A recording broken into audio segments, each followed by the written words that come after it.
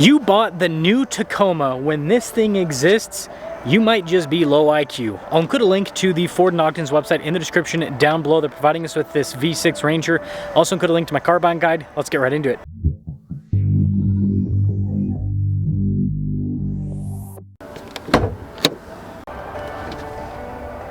Powering this is a turbo 2.7 liter V6. It goes through a 10-speed. Fuel economy is 19 around town, 23 on the highway, pretty much identically matching the 4-cylinder Tacoma. Isn't that disappointing for the Tacoma?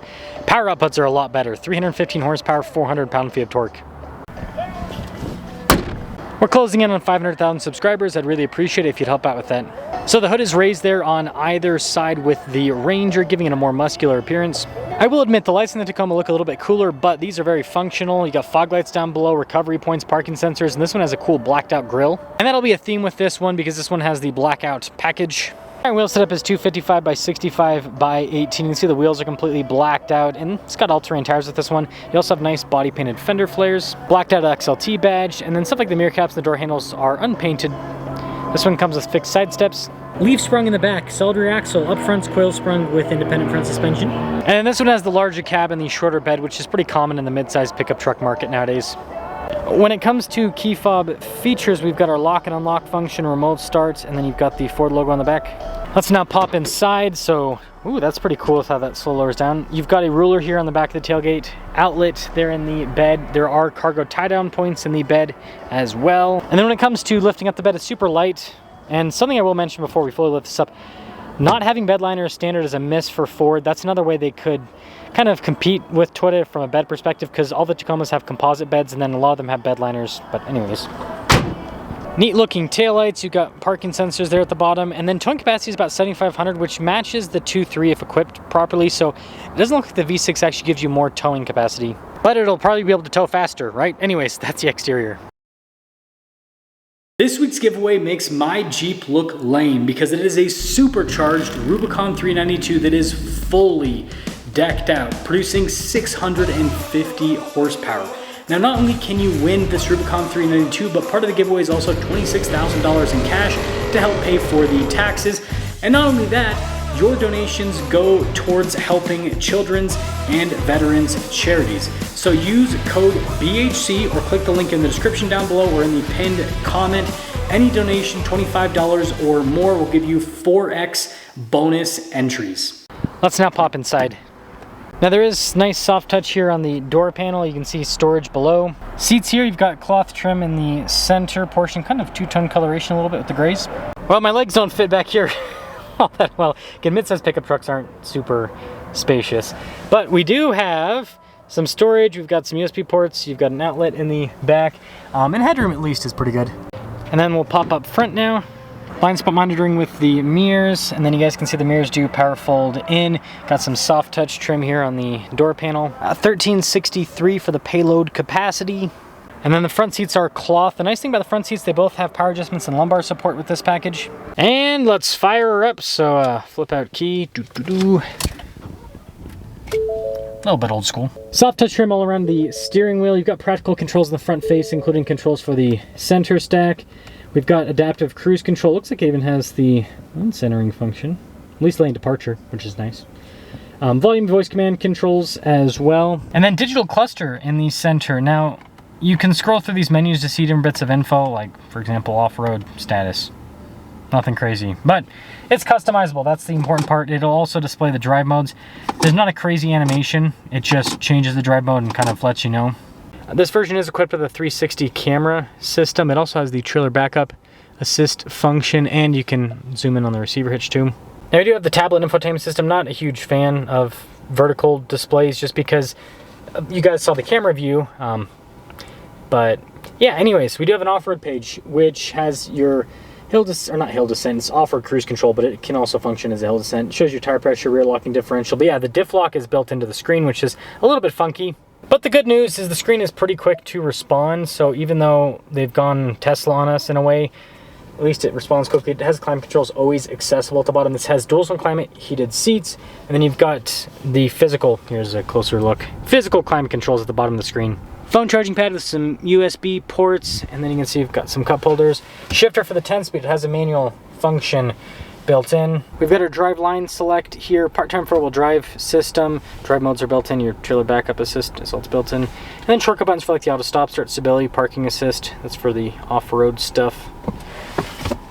Big center console. Soft touch here on the top with that too. And then we've got storage above the glove box, which is kind of nice. It doesn't have the top glove box like the Raptor and stuff.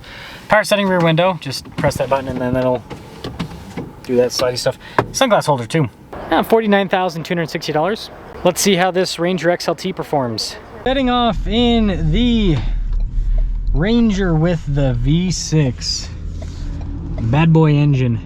Now, as always, you know, when I've got more time another day, then I'll do a direct comparison with the 2.3, but I am driving this back to back with the 2.3, and I'm always impressed at how torquey that 2.3 is, by the way.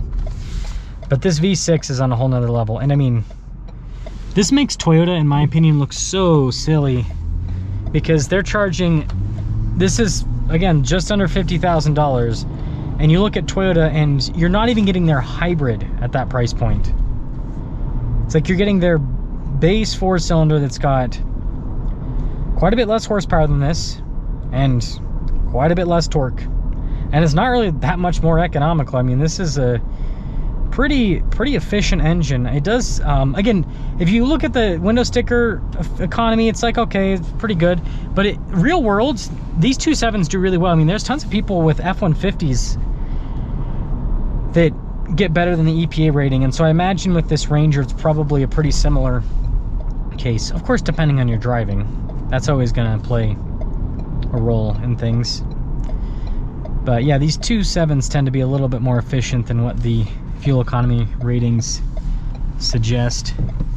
Man, this truck handles well. It's got so much torque. It just has this big low end push. Feels great in a midsize. Like, you really don't need more power than this. The suspension's comfortable. Man, it's such a smooth engine.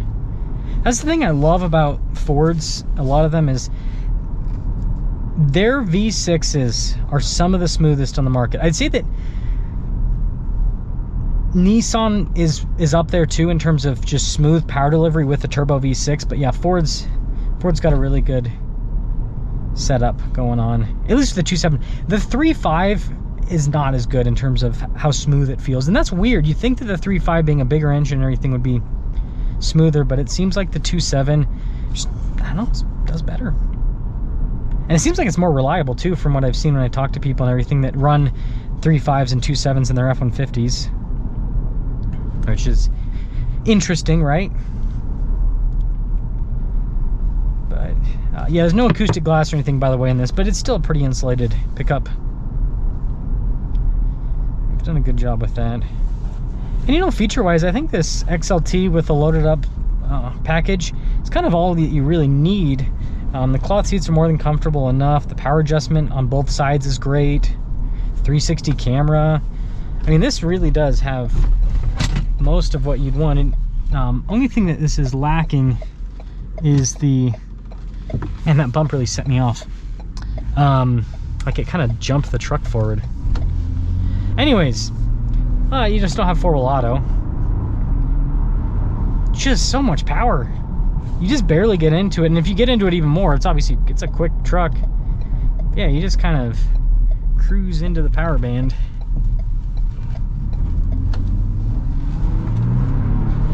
That person not turning shows you how little trust there is with Utah, by the way.